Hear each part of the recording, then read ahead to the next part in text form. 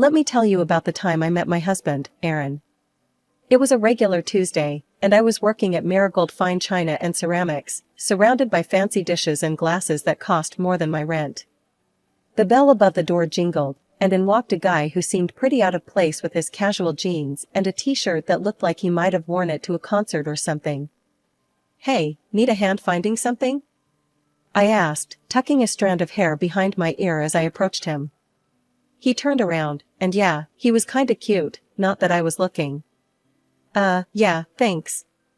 It's my mom's birthday, and she's big on teapots and all that. I don't know where to start. I showed him around, pointing out some of our best sellers and the finer pieces that would make his wallet cry. He chuckled at my straightforwardness. "So, you're telling me that little pot is worth $1,000, he asked, eyebrow raised as he picked up a delicate teapot painted with roses. "Believe it or not, yeah. It's hand-painted, limited edition," I explained, watching him carefully replace it. We spent a good half-hour chatting as we walked through the aisles. He had a good sense of humor, making jokes about how a single plate cost more than his weekly groceries. "I'm Aaron, by the way," he said, extending his hand. "Elise," I replied, shaking his hand. "So, Aaron, picked any favorites yet?" He nodded towards a set with gold trim and a subtle floral pattern. "That one. It's beautiful, and I think my mom would love it." "Does it come with a don't break me guarantee?" I laughed, shaking my head. "Afraid not. But it does come with a pretty fancy box." While I wrapped up his purchase, he glanced at his phone, then looked up at me. "Hey, this might sound weird, but can I have your number? You've been really helpful, and, I don't know, maybe I could get your advice on something else?" "Like what? More teapots?" I joked, handing him his bag. "Or maybe just a cup of coffee," he countered with a smile. I wrote down my number, still thinking he was just being polite. Guys like him didn't really go for girls like me, ones who spent their days selling overpriced china to people who had too much money. But the next morning, he called. The coffee date with Aaron wasn't just coffee. Turned out, the guy had a knack for making me laugh, and before we knew it, we were grabbing dinner instead of just a caffeine fix. "So, Elise, tell me something. How does someone with a no bullshit attitude end up selling fancy plates to rich folks?" Aaron asked as he sipped his coffee, watching me over the rim of his cup. I shrugged, poking at my salad. "Gotta pay the bills somehow. Plus, it's kind of fun watching people freak out over which set of plates will impress their snooty friends more." He laughed, that hearty kind of laugh that made you want to join in. "Fair enough. You're pretty down to earth. I like that." The conversation flowed as easily as the coffee. We talked about everything, movies, books, our crazy families. He shared stories about his job as an architect, and I told him about my dreams of maybe opening a little cafe someday. "Wait, you cook?" he asked, eyebrows raised. "More like I bake. Cupcakes, pies, you name it. My grandma taught me," I confessed. "Damn, a baker and a plate expert? That's some combo." It felt good, you know? Being with someone who got my kind of humor and didn't expect me to be anything but myself. We started seeing each other more and more after that night, movies, walks in the park, the occasional concert when we felt like splurging. One evening, a few months in, we were at his place, a modest but cozy apartment he'd designed himself. We were on the couch, a movie forgotten on the TV as we talked about our days. Today was nuts. This lady spent an hour deciding between two identical teapots. I mean, they were literally the same, Aaron. How does that even happen? I vented, still amused by the absurdity of it. He grinned, pulling me closer. Maybe she was just trying to make a perfect choice. Kind of like how I feel with you. That caught me off guard, and I looked up at him, trying to figure out if he was joking. But he was serious. "What do you mean?" "I mean, every day with you feels like I'm making the right choice. No second guessing, no regrets. It's easy with you, Elise." It wasn't just the words, but the way he said them, like it was the simplest truth in his world. That night, we kissed for the first time, right there on that couch, and it felt like everything just clicked. Months flew by, and soon a year had passed. Aaron and I were inseparable, and I knew I was falling hard. It was on our first anniversary that he surprised me. We went back to the same coffee shop where we'd had our first date. "Elise, I've got something for you," he said, handing me a small, beautifully wrapped box. Inside was a key. I looked up at him, puzzled. "It's a key to my apartment. I want you to move in, if you're up for it," he explained, his eyes searching mine for any hint of hesitation. I didn't need to think twice. Yes, I'd love to. And just like that, we started a new chapter together. Life with Aaron was as natural as breathing. He never made me feel like just a girlfriend, I was his partner, his equal. We had our moments, sure, like any couple. But even when we argued, it was never long before one of us was cracking a joke, breaking the tension. He loved my baking, always praising even my most disastrous attempts. "Elise, you could burn water, and I'd still eat it," he'd tease, and I'd throw a dish towel at him, laughing. That's how it was with us.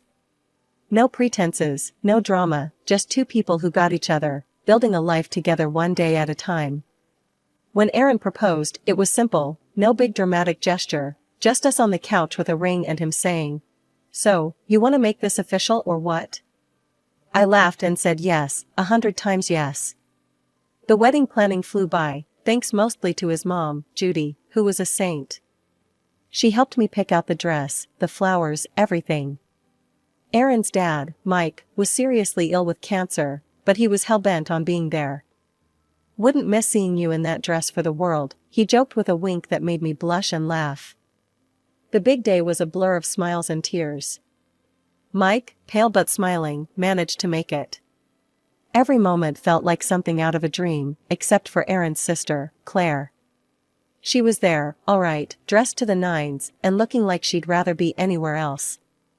During the reception, I caught her eye, and she just rolled hers, whispering something to her husband who looked just as uncomfortable. It stung, but I wasn't about to let her ruin my day. After the wedding, things settled down. Or at least, they should have. I got on famously with Judy. We'd go shopping, walk around the neighborhood, or I'd just come over and help her around the house. It was during one of these days that Claire's true colors showed even brighter. One evening, we were all at Judy's for dinner. The house smelled like roast beef and the laughter was plenty, except from Claire who seemed to have her nose turned up at everything. "Elise, dear, can you pass the salt?" Judy asked, her smile warm. As I reached over, Claire muttered loud enough for just me to hear. "Still playing the doting daughter-in-law? Trying to butter her up for the will, are you?" I paused, my hand mid-air, then passed the salt to Judy. "I'm just here to help, Claire. You should try it sometime." She scoffed, sipping her wine. "I don't need to try anything. I'm not the one who came from a little shop, trying to play high society."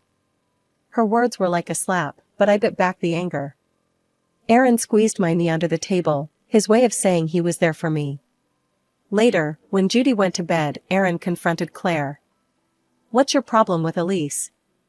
She's done nothing but good for Mom." Claire's face hardened. "You're blind, Aaron. She's here for what she can get. That's what these people do." "These people?" I snapped, unable to hold back. "You mean people who work for a living?"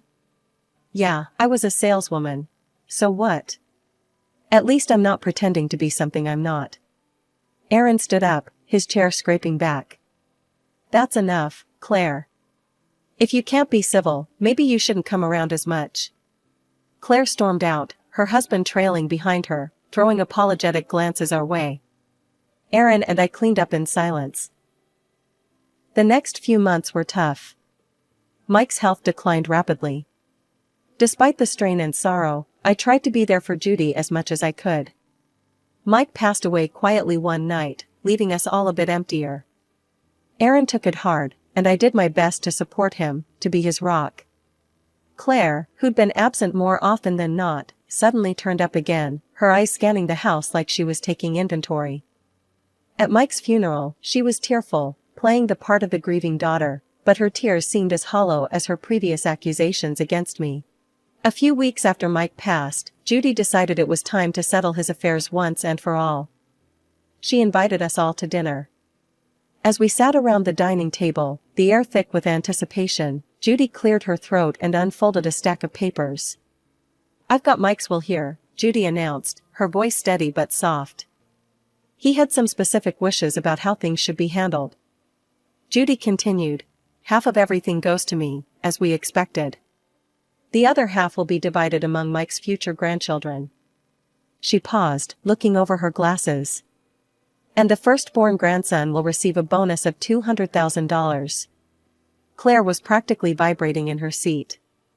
"Well, I guess that sets our priorities, huh?" she said, half joking but with a greed I hadn't seen so openly before. "Let's not make hasty decisions," her husband muttered, but Claire was already on a roll. "This means we start trying seriously, babe. It's important," she insisted, her voice tinged with desperation that didn't suit the dinner table. From then on, Claire's obsession with conceiving became the focal point of her life. Every family gathering, she'd update us on their progress, or lack thereof, with a frankness that bordered on uncomfortable. "We've been to 3 specialists this month alone," Claire complained one evening as we all tried to enjoy a quiet dinner. "Do you have any idea how much this is costing us?" Her fixation deepened when they moved on to artificial insemination. The hormonal treatments took a toll on her, physically and emotionally. She gained weight, which only fueled her frustration and desperation. Her struggles cast a shadow over our family meetings. Claire's obsession with getting pregnant overshadowed even simple conversations. It got to the point where I found excuses not to attend gatherings, especially if I knew she'd be there in one of her moods. Aaron tried to stay neutral, but even he was wearing thin. "She's my sister, but I can't deal with this every time we see them," he confessed one night as we lay in bed, staring at the ceiling. "I know, love. Maybe give her some space? She's got a lot on her plate right now with all the treatments and pressure," I suggested, though I felt for Claire, her behavior made it hard to be around her. As time wore on, Claire's single-minded pursuit of motherhood began to isolate her, even from those who wanted to support her. All we could do was watch and wait, hoping that something would give, for better or worse. The day Claire announced her pregnancy should have been purely joyful. "I'm pregnant," she declared during a family brunch, her eyes scanning the table for our reactions. Aaron and I offered our genuine congratulations. "That's great news, Claire.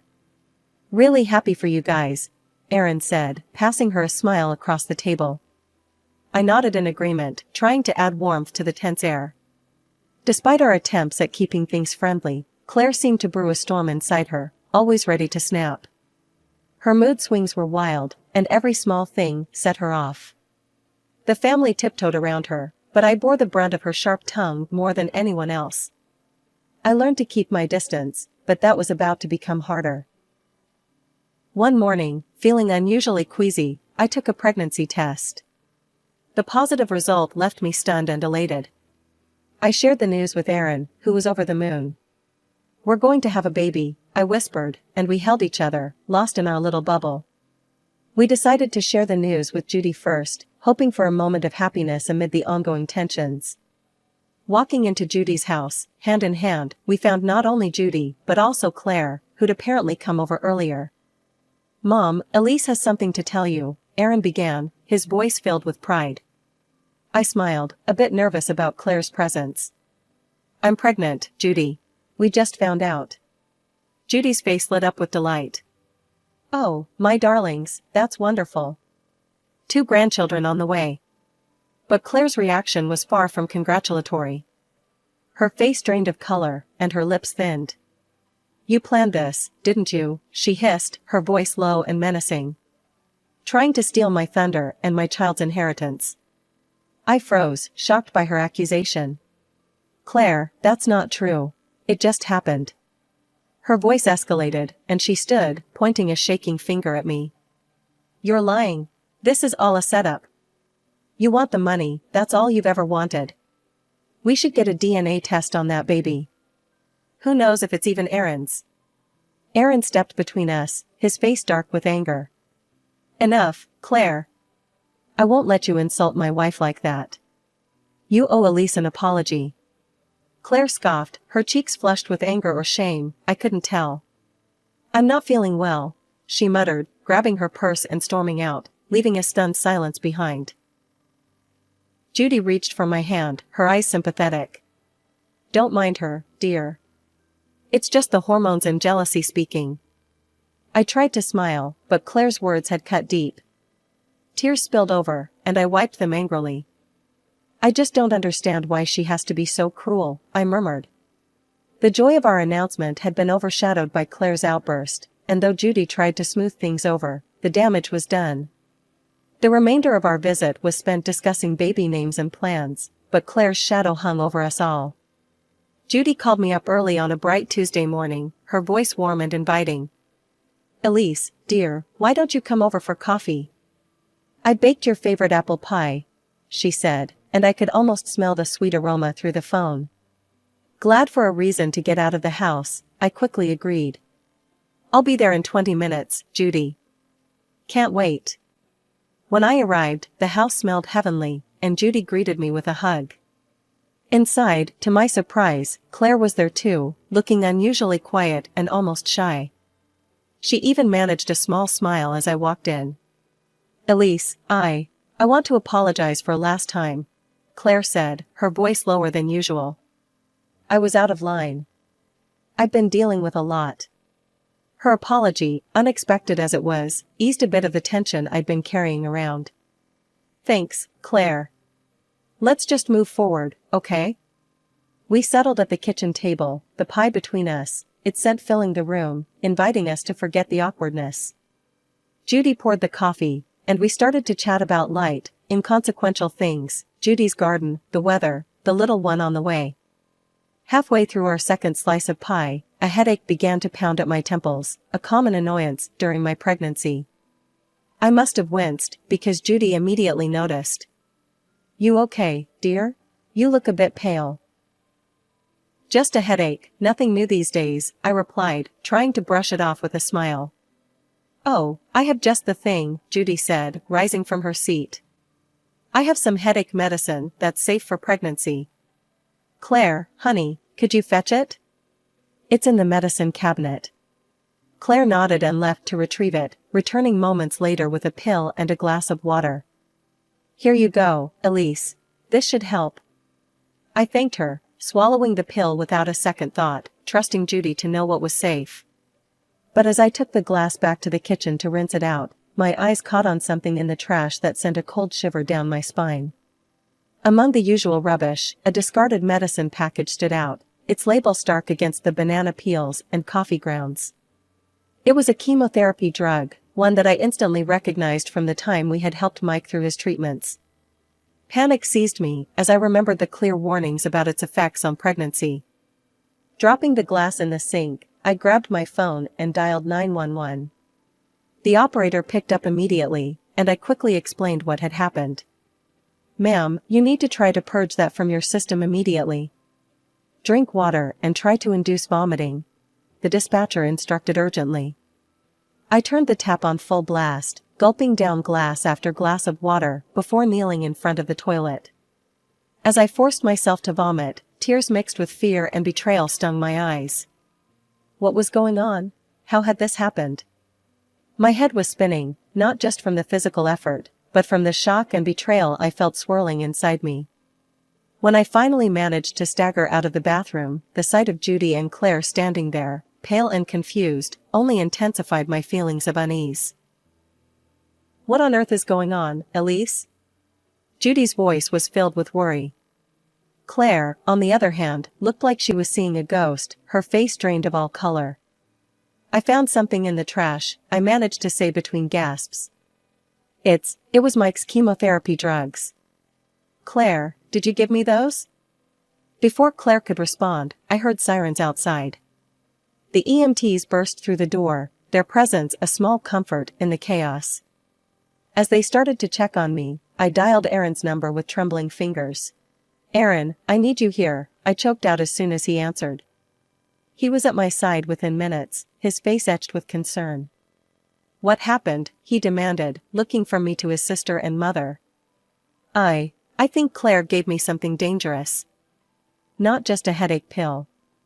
I found the chemo meds in the trash right after taking what she gave me, I explained hurriedly. Claire's reaction was immediate and defensive. You're being dramatic, Elise. I just gave you what Mom told me to. Why would I do something to hurt you? But her words didn't sit right with anyone, not with the evidence of the discarded medication packaging that was strictly for cancer treatment. Judy, struggling to keep up, finally said, I told her to give you paracetamol, I swear. Claire, please tell me you didn't. Why are we even discussing this? She's just trying to get attention. Claire interrupted, her voice rising in panic. That's when Aaron stepped in, his tone icy. We're calling the police. We need to sort this out properly. Claire paled even further, if that was possible. The police? Aaron, come on, think this through. She's making a mistake. But it was too late. Aaron had already dialed, and within moments, the police arrived, adding another layer of seriousness to the situation. They listened to our accounts, their expressions grim. Ma'am, we'll need to take that package of medicine for fingerprints, one of the officers said after I pointed out the trash where I had seen the discarded drugs. Claire seemed to shrink with every word the police said, her earlier bravado draining away as quickly as her color.